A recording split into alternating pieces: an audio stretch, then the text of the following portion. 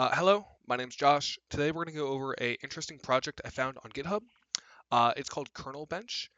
It was a cool repo I found regarding generating CUDA kernels with LLMs. It was created by the Scaling Intelligent Lab.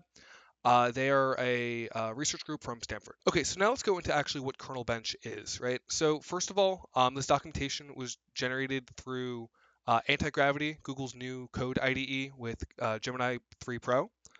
So we're going to go through this and kind of learn more about what KernelBench is. So first of all, what is KernelBench? KernelBench is a benchmark or framework designed to evaluate the ability of large language models to generate CUDA kernels.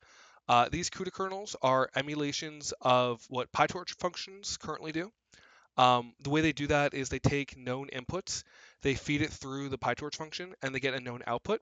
They're then able to test the validation of the CUDA kernel through giving the same inputs and then expecting the same outputs. Why does this matter? So a lot of machine learning models, they focus, at least on the development side, focus on the accuracy and the performance of how well the output of the model is in relation to what they expect. But not a lot of research is done into actually how to make these models faster. So the CUDA kernels underneath and actually writing them to make these models go faster for these basic building blocks usually is done by hand, and it's a real big bottleneck because there's a lot of performance gains that can be done, but it's significantly slower and tedious to have like very well-known researchers do all these optimizations by hand. So instead, we could automate this through the use of LLMs. What they do also, which is really cool, is they used again like compiler feedback for benchmarking purposes. They also are trying to make it again even faster than what we're seeing from like hand-tuned kernels. So they're seeing performance even better than what a human can do by hand, which is incredible. So now let's actually look at the like pipeline and see how it works under the hood, right? So first of all, they have a script to actually generate these LLMs. It handles all the high-level stuff with all the inputs. It selects a level or a layer of what type of kernel you're trying to generate. We'll talk about this more in a second. Um, we then feed that into a PyTorch module. We're then able to generate a custom prompt.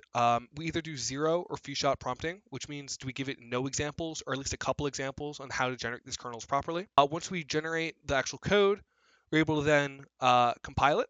And if we have a successful compilation, we can then run both the PyTorch version and the CUDA version we just generated. We're able to compare the outputs, and if the outputs match to our threshold, we're able to then profile the performance by calculating the speed up relative to the PyTorch function. So again, there's three main sections, right? So we have our input, where we're trying to figure out what PyTorch module to select from our dataset. We have our generation, which is making the prompt to actually get the LLM to generate the CUDA kernel. And then we also have our evaluation framework, where we're trying to make the CUDA kernel compile and generate correct output, and then perform better than the PyTorch module by itself, right? So let's actually see how they're doing that under the hood, right? So we have three main sections we're going to talk about. So first of all, the data set, right? So we have four levels of complexity to what these developed or generated kernels are. So we have individual operators. We have operator fusion, which is combining some of these primitive operators together. We have high-level architecture blocks, such as ResNet blocks, transformer layers, and then Hugging Face models that are like real-world models that are just kind of put out there, right? So we're trying to have it generate different levels of kernels. The more complex the kernel, the more likely or the more possibilities there are to remove some of the overhead and to make these kernels go faster. But the more complex they are to actually write these types of kernels, right? So level one operators may be easier to write, but level four kernels are more practical if we're able to get them in a higher performance. So let's see actually what this means, right? So in every single one of these test cases in all four levels, we have our actual model, we have our known input, and then what we do is we take this, we run the model on this known input, and we're able to actually, again, get that output that we can compare with the actual kernel. As we saw with the first one, it's a pretty basic example. In this one here, in the fusion section, we have a couple different operators. We're going to combine them all into one forward pass. Level 3, we have like MLP and some other more complex combinations of primitive operators. And level 4, we have like real world models that we're importing from Hugging Face, right? So there's varying complexity with the type of kernels trying to generate. The actual prompt generation is here. So there's a couple different ways we're doing it. First of all, we have zero shot, where for all of the CUDA prompts, they all include the architecture of the GPU you're compiling for to help it, again, better assess what specifics the kernel needs to focus on. Um, we also have, again, so we have zero shot and then we have multi-shot or few shot prompting. So for the zero shot prompting, we're just giving the problem statement and the problem instruction, and then we're just saying generate the kernel based off of the information we give you, right? So with the problem statement, one thing I thought was interesting is it specifically says you have complete freedom to choose how you set the operators. This gives kind of the agent or the LLM more freedom to decide how it wants to structure this kernel on a higher level. And it's not saying run them in order that we currently gave you, just run it in a way that gives the same output. So it's able to come up with its own creative ways to better perform, right? Then we have our few shot prompting, which again is very similar prompts.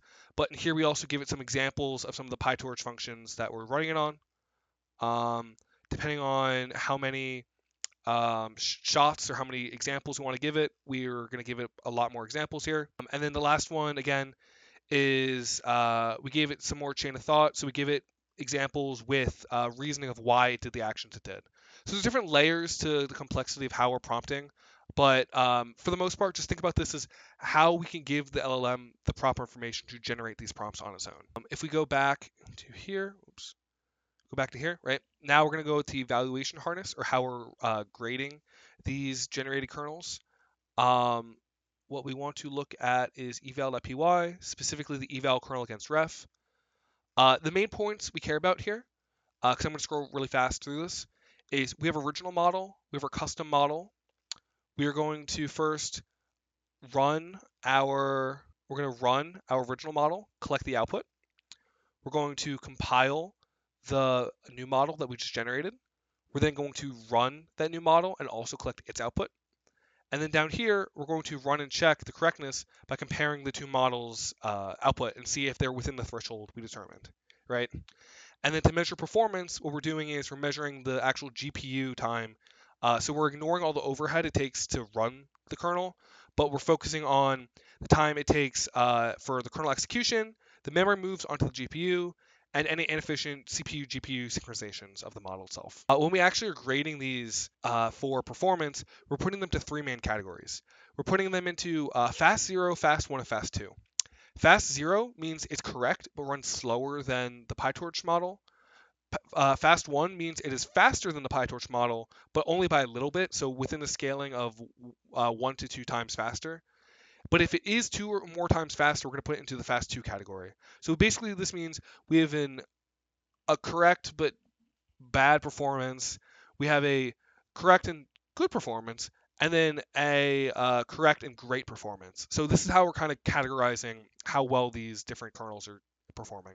An example of actually running this would be we can run individual, if we go back here to the kernel, we can run individual models, or we can run the entire level generation all at once. We could also choose what the model name is for the LLM that we're running it on. So there's a lot of flexibility in how we're actually executing this. And then finally down here, I just gave some kind of thoughts of what could be added in the future to expand this repo even further, right? So these are just some future iteration ideas that I was thinking of when I was going through this repo. So number one is what I noticed is all of the examples are using random inputs, whether it be the full models or the actual individual operations.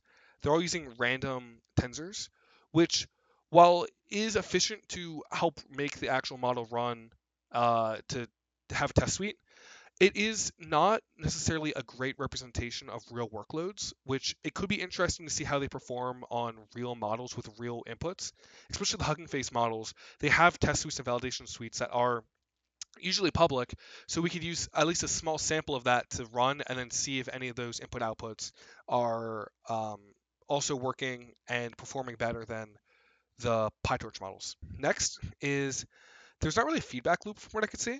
So that is both for the compilation, the correctness, and performance. So if a kernel is first generated and it does not compile correctly, it will completely just give up. Similarly, it will give up for if it's incorrect values. And it'll also, if the performance is not as high as expected, it also gives up. Something I thought was interesting, or at least a cool idea, would be to give the LLM the same kernel you just generated and say make it go faster, but keep the same implementation. This might allow it to make, again, more creative decisions, seeing how the kernel works without having to come up with, again, those high level details it came up with the first time. It can find the more the nitty gritty implementation details that it could improve. Another thing I thought was interesting that could be added was I felt that the performance testing felt a little bit isolated. So a lot of these kernels seem to be tested independently of the model itself and not within the scope of the full model. So if we go back to eval here, um, you'll notice here that when you're measuring performance, you're only giving it the kernel itself, and you're not like re-implementing it into a real model. Since we're dealing again with generating either primitives or full models and not putting these primitives back into full models, it'd be interesting to see what the performance gains are for instances like that. But yeah, overall, I learned a lot from deep diving into this repo, and hopefully you also learned something too. Thank you again for listening.